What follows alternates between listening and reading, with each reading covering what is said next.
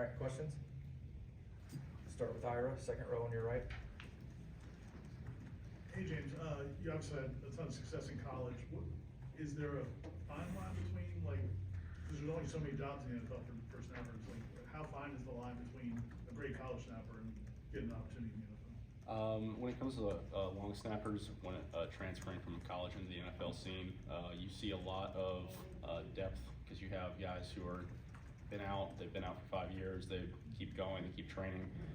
So now we're facing off against probably 100 strong former long snappers who, and at the end of the day, they were in my shoes at one point. Whether they made it in because they didn't have the opportunity, or whether they made it didn't go anywhere because they didn't have the ability or skill. At the end of the day, there are people I have to face off against, and I truly believe in my own skill set. The fine line really comes down to the ability to block, your physical ability, and at the end of the day, the opportunities that a team is going to give you. At the end of the day, there's only 32 spots. There's no real backups on a 53-man roster. So getting in is the hardest part, and staying is just as hard. So yeah. All right, next will be Brendan, front row on your left. Like so much of your position, I don't know if there's a way like that stats are really measured throughout the course of the season to where you end up being an All-American and winning, best long snapper award. Do you have any idea like how close you were to that during the course of the season? I walked into the locker room and one of my teammates came up to me and said, "Hey, congrats on the All-American." I was like, "What?" So it was actually a real surprise to me. I wasn't really keeping up with it. I was focusing on making sure that I go about what I need to do every day, so that not only do I show out on game days, but I help my team. And at the end of the day, by not focusing on an All-American spot like that, I was able to focus on making sure I was consistent, which proved itself. Even if I didn't know that it was coming, other people were watching. So We'll stay on the left side and go to Jordan on the third row. James, you talked about the competition of being a long snapper. How important is this pro day for you to show up in front of all 32 teams? It's pretty important. This is probably one of the first times where I'll be directly in the eyes of the scouts, regardless of if they've seen film or not. But this will be first in person with the scouts. So for me, it's an important day.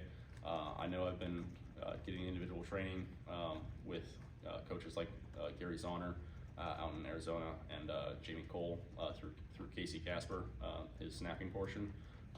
So I was able to showcase my abilities there, but that's all film that they send out. But this will be my first time in person with scouts for teams. Come back to Brendan on the front row. Do you have an idea of what the scouts are going to be looking for? What they're going to be timing, or I guess how they're going to be evaluating you? For me, I have an idea, but at the end of the day, the scouts are going to do what they're going to do, and I know that they're going to have the best decision at the end of the day for business.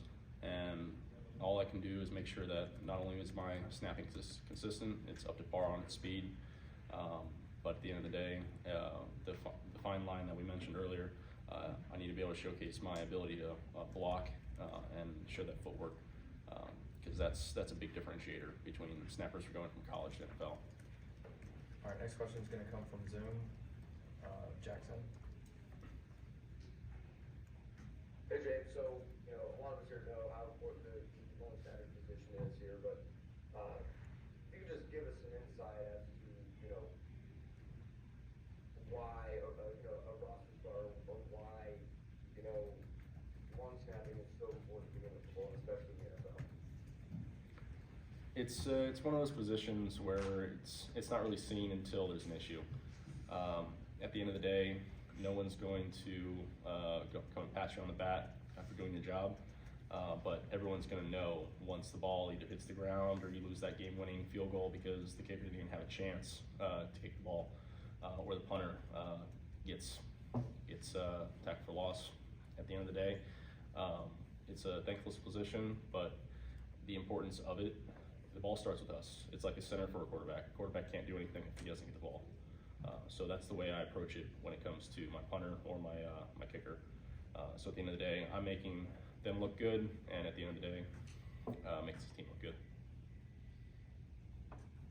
Anything else for James? Okay, thank you.